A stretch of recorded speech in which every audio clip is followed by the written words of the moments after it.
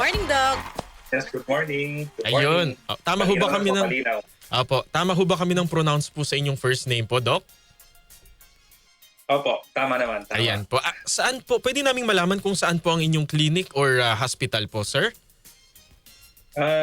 Ang main private clinics ko po ay sa UST Hospital at saka sa Hospital of the Infant Jesus. Sa Hospital of the Infant Jesus, nandun po ako tuwing Wednesday and Saturday from 9 to 12. Tapos sa UST Hospital naman, Wednesday and Saturday din from 1 to 4. Ayun, opo. Opo, Doc, meron kaming ikukonsulta kasi Oo. meron kami mga nabasa, no, na balita na tumataas daw ang kaso po ng, kumbaga yung pagputok ng ugat sa mata, lalo na po ngayong panahon po ng tag-init. Totoo po ba ito, Doc?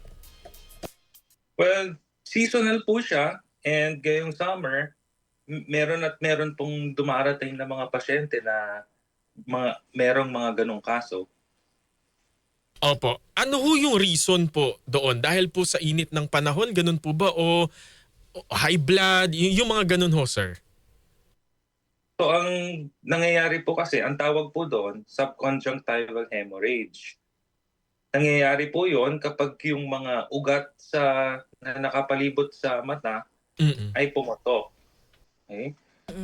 Yung mata po kasi natin, napapalibutan po yan ng mga ugat sa loob at saka sa labas ng mata. Yung subconjunctival hemorrhage, ang pumutok na ugat sa labas lang po ng mata. Sa labas So ng ang mata. usual causes po niyan, number one, kapag nag-manipulate or nagkusot ng mata. Other causes, kapag natamaan, pag umiri ng malakas, umubo ng malakas, kapag tumaas ang blood pressure, or pwede rin, pag umiinom ng mga blood thinners, kagaya ng aspirin, at pwede rin spontaneous dahil sa init. Usually, nangyayari yan pagkagising. Pagkatingin sa salamin or mapapansin ng ibang tao, mapulan na lang yung mata. Walang nararamdaman yung mismong person na may subconjunctival hemorrhage kasi wala siyang pain, hindi nakaka-affect ng vision. Yun. Ito po ba, Doc, pag napansin po namin, pagkagising, mapula na agad yung mata, dapat na po ba agad-agad na magpakonsulta sa espesyalista, sa doktor po na katulad po ninyo, o pwede lang yung katulad ng ating nakasanayan na kapag bagong gising, yung ilulublob mo yung mukha mo, di ba? Oo, sa tubig at ipipikit, close open mo yung eyes mo para mawala yung redness sa mata. Hindi naman siya emergency, so it can wait. Kunyari, Sunday, it can wait until Monday kasi hindi naman siya nakaka-affect ng vision. It can resolve spontaneously ng walang gamot. Pero mas maganda pa rin magpa-check up. Yung naman paglulublob sa tubig, hindi rin naman siya kailangan.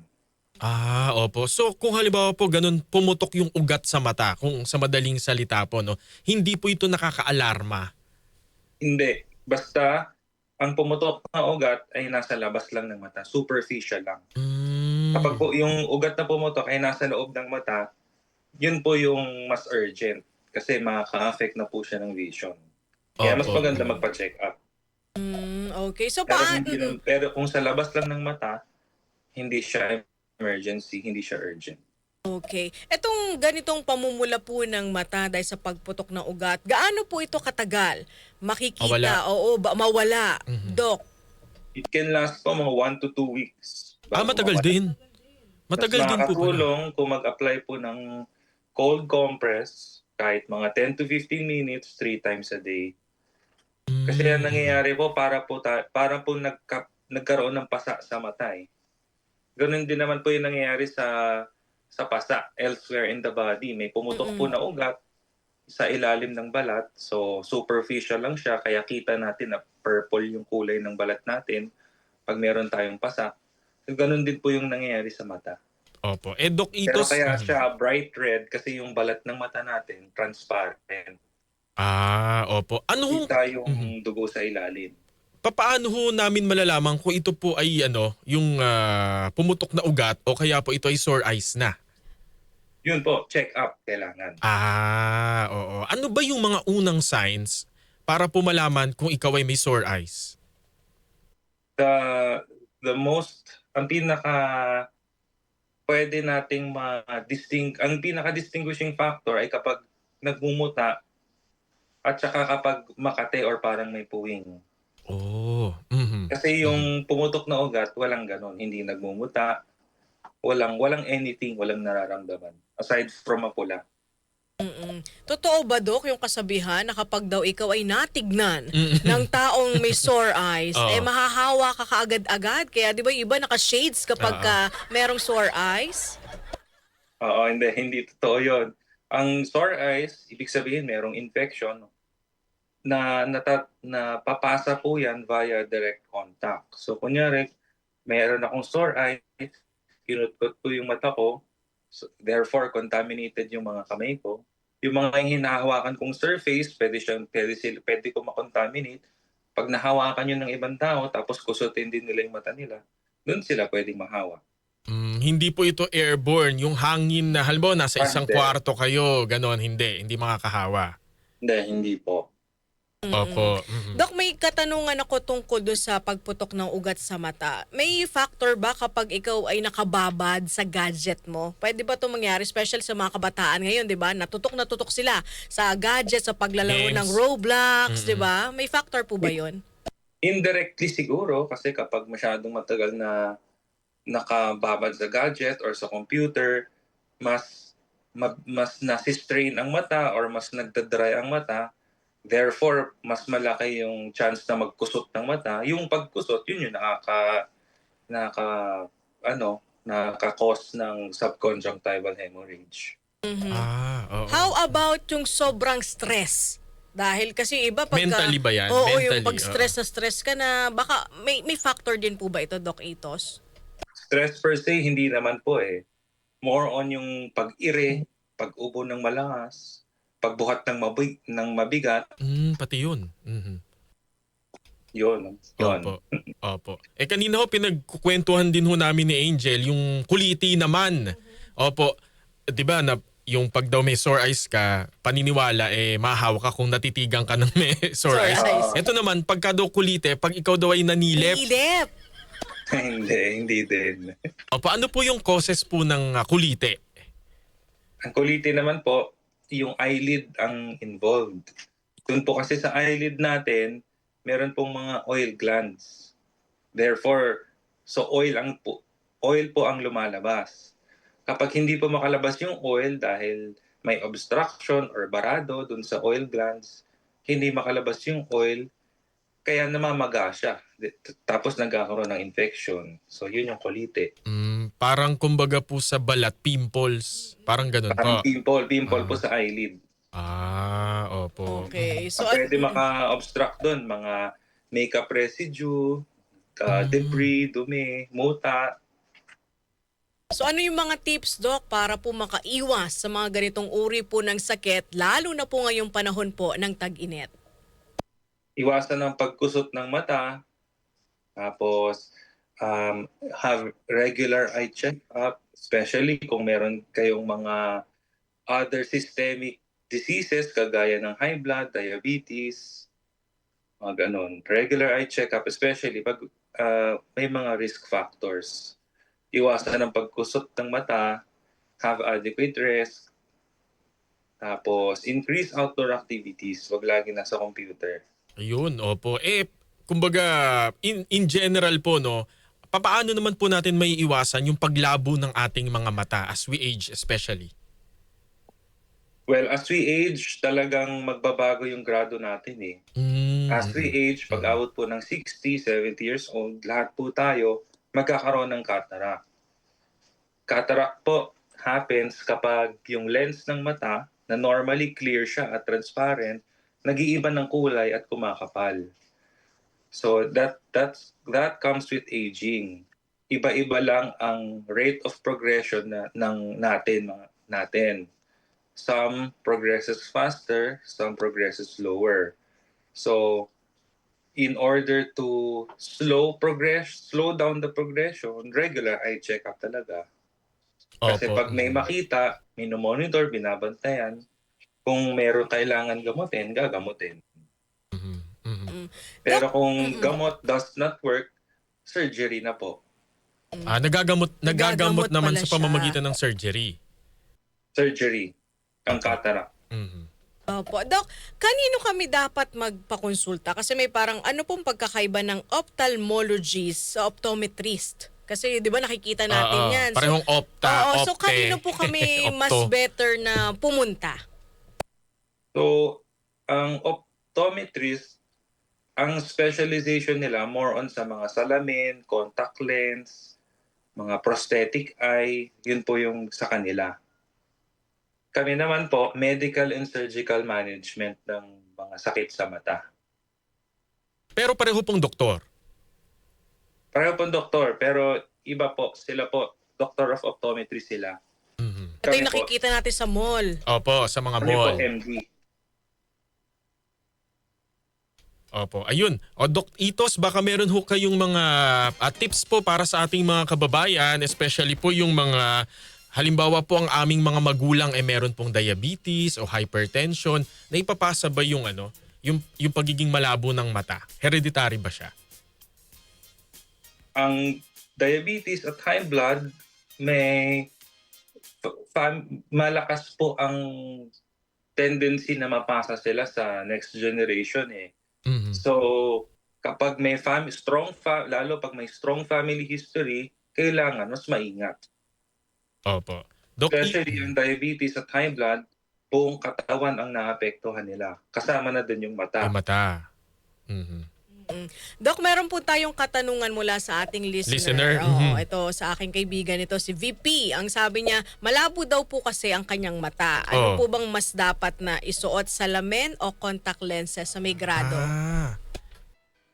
Depende sa comfort.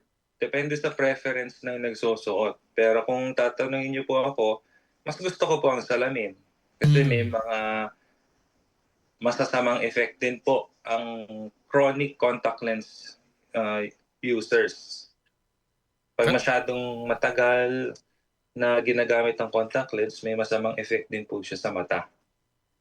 Kumbaga po kasi direktang kinakabit po sa ating mata eh, di ba po Doc? Versus dun sa salamin na walang direct contact po sa mata. Correct. Kasi yung mata natin, kailangan nila ng oxygen. Ang pinagkukuhanan po nila ng oxygen, yung air, yung atmosphere. Kapag masyadong matagal po na may contact lens sa mata, hindi nakakuha ng enough oxygen yung mata. Kaya yon in long-term effect na namamaga siya. Yung iba sa ating mga kababayan na palagi ang nagsusuot ng contact lenses, yung may mga iba't ibang kulay Kulay. pa. Diba? Yung ginagamit halimbawa, pag ikaw ay cosplayer, Oo di ba nga, yung mga no? ganyan? Oo. So kung ayaw magsalamin or mag-contact lens, maybe gusto nila i-consider na magpa-surgery. Mhm. Para po hindi, kumbaga ayaw nila magsalamin, so kung magsa-surgery ka, wala ka ng any isusuot. With the goal na hindi ka na magiging dependent sa glasses or contact lenses. Paano naman, Dok, yung mga gustong baguhin yung kulay ng mata nila? Pwede ba Nababago yun? ba yun, Dok? Pwede ba yun? May mga case reports pero hindi siya advisable kasi maraming complications. Opo. Opo. Siguro So, with hindi that- namin sila ina-advise. Opo. Okay with that, Doc. Thank you so much po. Alam ko maraming natutunan nyo ating mga listeners sa inyo po mga tips. Kami rin po dito ni Kuya Xander. Marami pong natutunan. Maraming salamat po. Ingat po palagi. Thank you, Yung Doc. ano nga pala, Ay, sige po. i-announce ko lang na yung tuwing Wednesday morning, yung kliniko sa Infant Jesus, ino-open ko siya for free consultation sa ating mga senior. Oo. Oo. Limited to 10 slots lang per clinic day para lang in my own way makatulong sa crisis na nangyayari ngayon. Oh, Doc, sorry Baka po. merong may gusto, Oo. mag-message lang po sila sa Facebook page ko. Opo. Ang hahanapin po nila sa Facebook po ay Itos Yutanko na account. Dr. Itos Yutanko. Opo. Para po Kasi meron din akong Itos Yutanko, yun yung personal na page ko. Yung professional page may doktor. Doktor. Opo. Sikat to si Doc lagi na-interview sa TV Oo, napapanood ko nga rin si Doc. Opo, thank you, Doc. Thank you, Doc. ha. Teka lang po, yung Infant Jesus, ito ho ba yung nasa may Launlaan? Tama ho ba? Yes, correct Opo. po. Opo, Hospital of Infant Jesus sa may Sampaloc. Opo, correct po. Ayun. So meron pong libreng check-up po para sa 10 mauunang nakapagpa-schedule na senior. Oo. Oo, pero preferably po by appointment para Hindi pwede walk-in. para organize. Tama po. Okay. Mahirap pag tumugin Pipila. tayo sa Opo. Opo. Doc Itos, thank you so Thank you much po, po, ha. God bless Okay, po. welcome. My pleasure. Maraming salamat po sa inyong paglilingkod po para sa ating mga kababayan. Opo po. Private doctor, nagbibigay ng serbisyo po para sa ating Libreng mga... konsultasyon para sa mga senior citizens. Nakakatuwa naman yan. Kada Miyerkules po yan, mga lolo at lola na talaga malabo ang mata. Kailangan na ng salamin. Di ba? Papakanta kayo ng Bini. Oo. Salamin. O talaga, partner. Si Dr. Itos Yutangco, yun po yung hahanapin po ninyo sa Facebook. Facebook. No? Dr. Itos Yutangco. Magpa-schedule po kayo para po sa libreng check-up. Yan. Diyan yan sa Launlaan. Yung ano yan? Hospital of Infant Jesus. Sa may Sampaloc. Manila. Kung malapit po kayo at hindi naman ho masyadong abala yung biyahe, pwede ho kayong magpa-check up ng libre. Pero per schedule, by Yan. schedule. Para nga naman hindi sila crowded doon sa clinic ni Doc. Kasi yung ilang mga nakatatanda, malabo na yung mata. Oo. Tsaka Diba? habang tumatanda, lumalabo ng lumalabo. Yes, sabi nga ni Doc kanina, parang 60, di ba? Lahat daw tayo ay magkakaroon ng katarata. As we age talaga, yung katawan natin ay tumatanda din, Parang di ba? macular degeneration yata yung tawag dun sa... Lalim? Oo nga eh. Nadidinig ko lang naman sa commercial natin yun. Habang tayo ay... Nagde-deteriorate yung Kasi ating dati katawan. nagpa-check up din ako sa ophthalmologist. Yung mata ko kasi sa taas, parang may gray na siya sa taas. So sabi ko, hala, ano to? Pagkakita ng doktor, ay hindi ilang taong ka na ba, sir? Oo. Yun Ano lang daw yun? Wala. Yun nga, habang tumatanda tayo, yung black ng mata natin, parang lumalamlam. Anong ginawa sa mata? Wala, pinauwi ako. Bili ka na lang dyan ng Jollibee o McDo sa labas. Pero wala na siya ngayon. Meron pa rin. Meron pa rin. Parang kumbaga kailangan magsalamin. Hindi, wala. Hindi rin. Kumbaga, nag-worry lang ako dahil parang nagkaroon ng ibang kulay. Yes. Pero sabi niya, habang tumatanda kasi tayo, parang buhok, Oo, nagiging pumuputi. gray. Oo, pumuputi. Oo nga. Ayan. So, sa akin ang kakantahin ko kahit maputi na ang mata ko. Ako. Tsaka yung dapat yung mga antipara. O, di ba lalim? Yung mga salamin po ninyo ay dapat angkop sa mata. Antipara ni Auntie Claire. Oo, kasi pag hindi angkop, partner, nakakalula.